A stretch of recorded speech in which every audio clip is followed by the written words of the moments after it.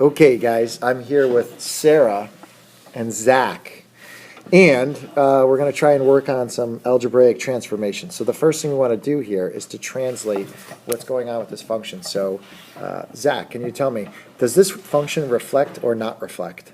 It reflects. How do you know it reflects? Because it's a negative. Yep, it reflects. And let's not say but because A is negative. That's why this is going to reflect. All right, Sarah, how about a shift? Is this function going to shift left or right? Yes. Which way? Right. No, it's going to shift to the left. It's going to shift to the left because when I see that positive 5, x plus 5 right here, okay, this positive 5 means it's going to shift to the left. So it's going to shift to the left 5 units.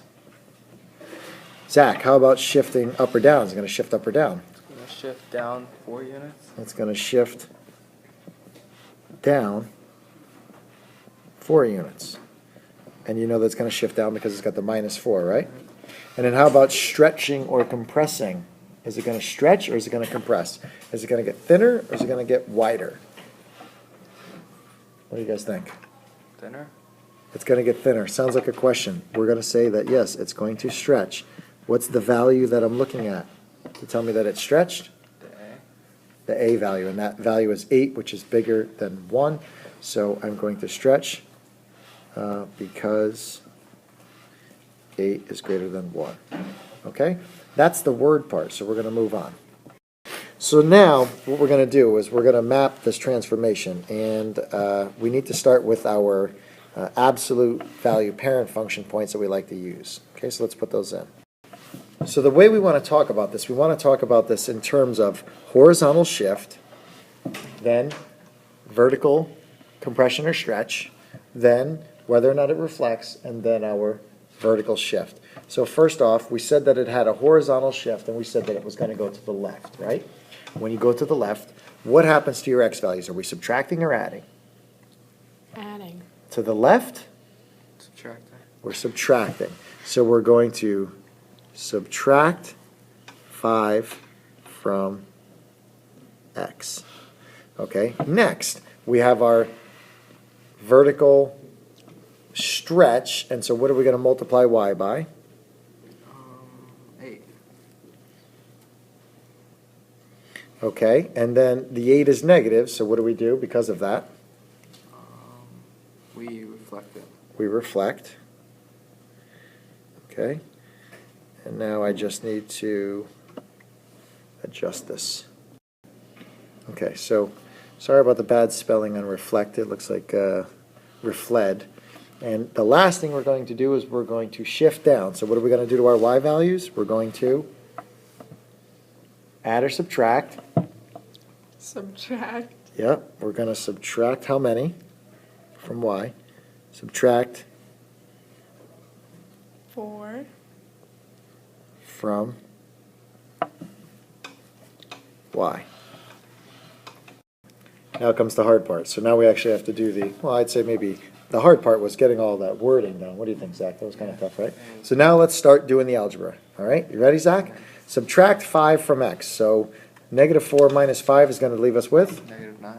Negative 9, and the y comes along for the ride. Next, we're going to multiply our y by 8, so we have negative 9 what? 72. Whoa.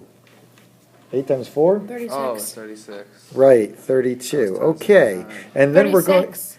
No, 9 times 4 is 36. 8 times 4 is Oh. 32. All right, we're going to reflect, and now we're going to have negative 9 what? Negative 32. Yeah. And then we're going to subtract 4 from y, and we have negative 9, negative 36. There's your 36. So I was right. Eventually. Okay, let's go to 0, 0. We're going to subtract 5 from x, and we're going to have negative 50. negative 5, 0. This is more your speed now. 8 times 0 is? 0. Excellent. We're going to reflect Wow. 0, and it's still at?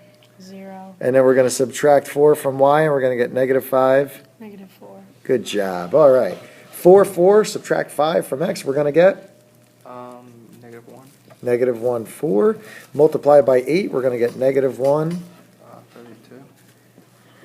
we're going to reflect that value. We're going to have negative 1, Negative 32. and then when we subtract 4 from y, we get negative 1. Negative 36. Okay, now a little key factor to look at right now is, since 4 and negative 4 are the same distance from 0, our new x-coordinates should be the same distance from negative 5. Negative 9 is 4 away from negative 5, and negative 1 is 4 away from negative 5. Since negative 1 and negative 9 are the same distance from the vertex, their y values should be the same. And then the last thing I suggested to do was to just take a quick little sketch of what's going on here, and we'll plot our points. So I'm going to plot that point, and that point. So negative 9, negative 36, negative 1, negative 36. Let's call this negative 9, let's call this negative 1, and let's call this negative 36. So negative 9, 36 would be right about there. And negative 1, negative 36, I kept saying 36, negative 36 is right there.